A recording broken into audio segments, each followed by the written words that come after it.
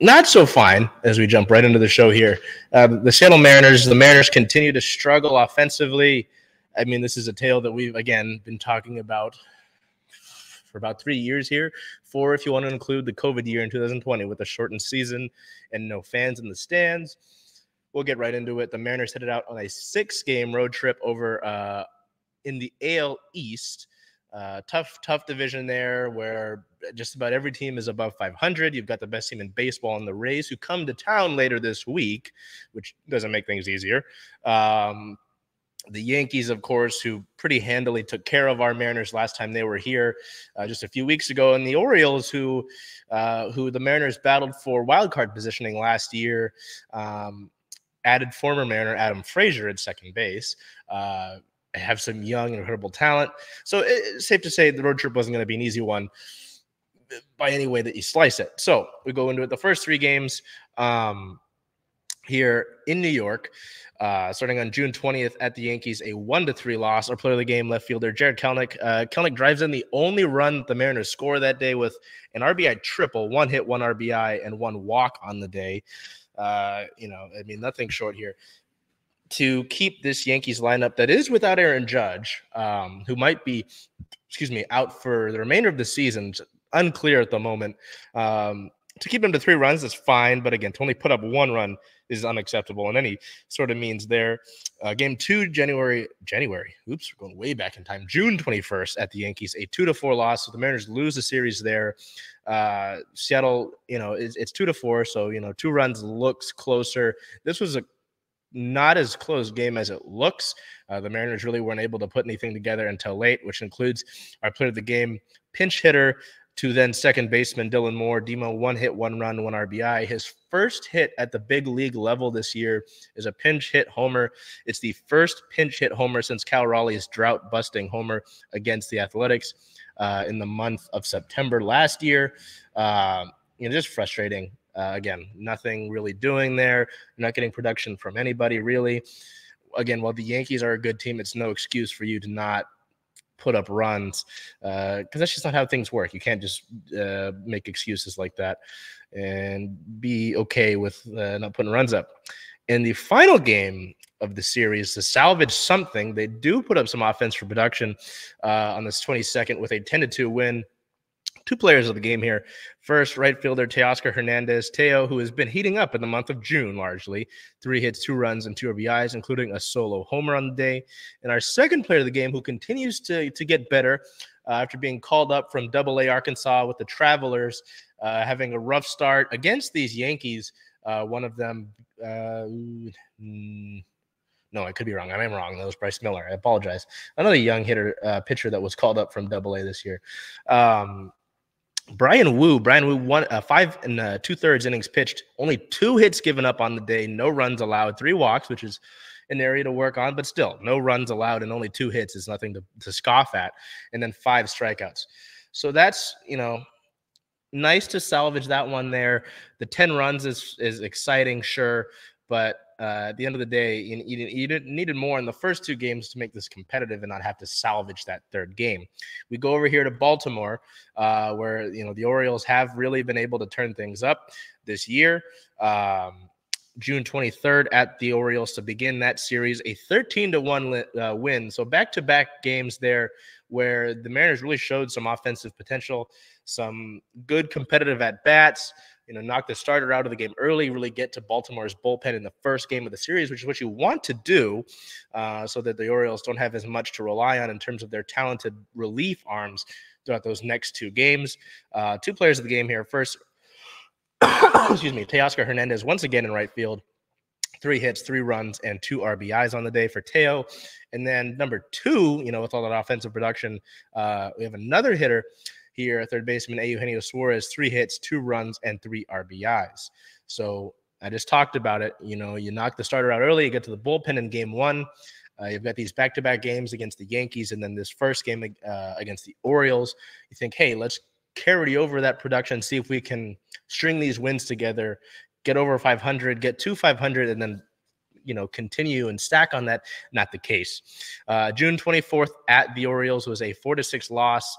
Our player of the game, number 1, center fielder Julio Rodriguez. Julio, 3 hits, 1 run, 1 RBI, and a solo homer. He also robbed a solo shot to keep the deficit at 1. This game did go into extra innings, and it was only really able to go into extra innings because of 2 things. First would be Julio robbing the homer, and I believe the 7th inning to keep the deficit at 1. And then because of our second player of the game here, designated hitter Mike Ford, 2 hits, 2 runs, 2 RBIs, 2 solo homers for Mike Ford. The second of the day coming on a solo shot in the bottom of the 9th inning with 2 outs, which tied the game at 4 against the Orioles' best relief pitcher, who had not given up a home run in his home ballpark this year. And he'd only given up 2 homers at all in the season to that point. This game would go into extra innings. The Mariners would fail to do anything offensively, and the Orioles would hit a 2-run walk-off homer to seal the deal on this one. Very frustrating to, be able to sort of control your destiny on that game and not really do anything about it.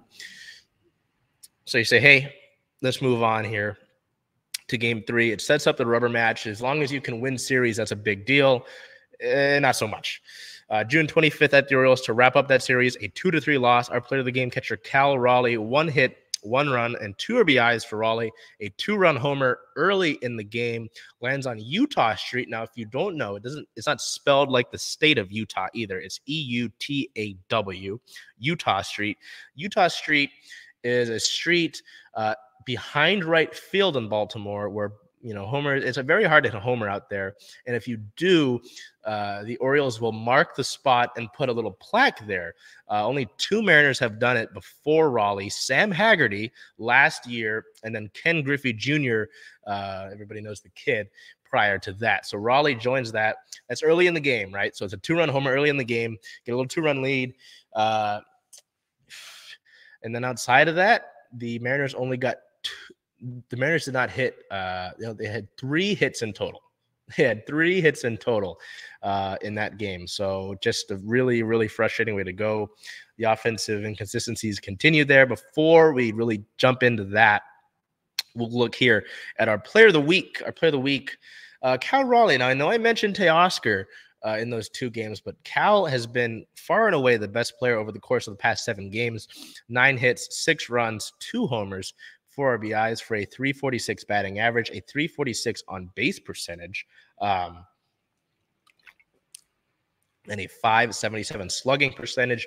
Obviously, as I mentioned, becoming the 3rd Mariner to hit a homer onto Utah Street. Now, I don't need to come on here and repeat the same issues because it is the same issues here. Now, at some parts in the season, you could say, hey, it's only these players in the lineup, the bottom 3, or this player's having a slump, or these guys. No. If we look at it here, we look at all of the players who are getting consistent playing time, all of the standard fielders, whether it be, I know Cal splits some time with Cal Murphy behind the dish, but it's mostly Cal who gets the plate appearances. We'll just look, excuse me, at some of the batting average over the course of the past 7 games for the Mariners. Teoscar Hernandez and Julio Rodriguez are both at a 214 batting average. Jared Kelenic has struggled over the course of June with a 160 batting average. Ty France over the past 7 games, a guy that's a pure hitter. The best of the ones so far with a 222 batting average. Eugenio Suarez struggled most of the season, 259 batting average. So, Gino's being able to find some ground there. J.P. Crawford, who is a major positive point at the plate for the Mariners for the good amount of the year, a 167 batting average. Mike Ford, who, yes, that big homer was clutch, and his rate chart is very funny because Mike only has like 8 hits on the day. 6 of them are homers, 2 of them are singles. So that's fine. His batting average on the season's not great at 174. His batting average over the past 7 games, he's only got 19 plate appearances, or at bats, pardon me, is 105. So he's a designated hitter. Yes, it's nice to have the tanks that he's hitting, but I'd like to get more out of that. AJ Pollock, a guy who's been brought in to hit, basically be a designated hitter, give Jared Kelenic a day off in left field here and there, or when Teoscar gets the day off in right field and they put him at DH, they send Jared over to right, put Pollock in left. Pollock over the past 7 games, again, 13 at bats, not a lot to work off of. A 154 batting average, but in general, similar to Ford, 159 batting average. And then we go to Colton Wong. Like, Colton's struggled, yes, over the course of the year. I know that. 190 batting average. So Gino, the best out of those over the past 7 games with 259, and Cal, in general, the best with a 346, pardon me. This simply just won't get it done. And at this point in the season, there's not much you can do. There's not much you can do with the current farm system that the Mariners have in terms of a trade. June 27th, which is tomorrow, was when the Mariners made the trade to acquire Carlos Santana, who helped them win a lot of games in June and July and brought great clubhouse presence to the Mariners. Will the Mariners be able to complete a trade to help them turn things around? Will the Mariners be able to turn things around in general is the major question at this point in time. Now, they aren't exactly way far out of a wild card spot, which I hate having to talk about wild card spots at this point of the season because you'd like to be arguably talking about a division. I think it's safe to say that the division is out of the question right now, with the way that the Mariners have been playing, with the way that the Rangers have been playing above them. So if we look over here to the wild card, again, this is late June. We look over here to the wild card. Baltimore, New York, and Toronto hold those top 3 spots for the wild card. The Mariners are 4.5 games out of a wild card spot. That's doable. That is doable. But at the same time, you've got the Astros, who are in a lull right now, but we'll get Yordan Alvarez back eventually. The Angels here, who knows what the Angels are going to do. They outscored the Rockies 32-12 in their past series and still lost the series to the Rockies. The Red Sox, who are generally a mess. So again, it is doable. I wouldn't say the wild card is not doable, but with the inconsistencies that you have at the plate, it's continually frustrating. I said it before. I think I said it last week. It might have been just last week. It has to be internal. It has to be internal for the Mariners. And at this point, who's holding these players accountable for this? Who is the one that's going to step up and be the captain of sorts and really, bring this to light and say, hey, we need to do better? Because at this point, it just looks like we're treading water. And not even that, drowning a little bit. Treading water and drowning here and there. It's just not acceptable. And it's frustrating. You look at the additions. Teoscar Hernandez has been playing. I talked about it last week again. He was our player of the week last week. His month of June has been good. But you look at it, Colton Wong had a decent road trip. He had a homer in New York, which was nice to see, and some quality plate appearances. But Pollock, unsuccessful. Cooper Hummel is in AAA and hasn't really done much to warrant being brought back up. Tommy Lastello was DFA'd early into the season. So there's a lot of debate on whether this falls on Jerry Dipoto or John Stanton. That's a tough question to answer because we don't really know what was – how much money was made available to sign free agents. If free agents were interested in coming here to Seattle due to it not being a hitter's ballpark, it's very tough. It is very tough because there's more than goes into it than just a yes, no, a 1 option, 2 option answer. So again, it has to be internal. It ultimately has to be internal. You could look to bring up a guy like Cade Marlowe, who's had a great last week, but ultimately his slash line in the PCL, the Pacific Coast League this year, hasn't been too amazing, too eye-popping to take away the at-bats that AJ Pollock's been getting.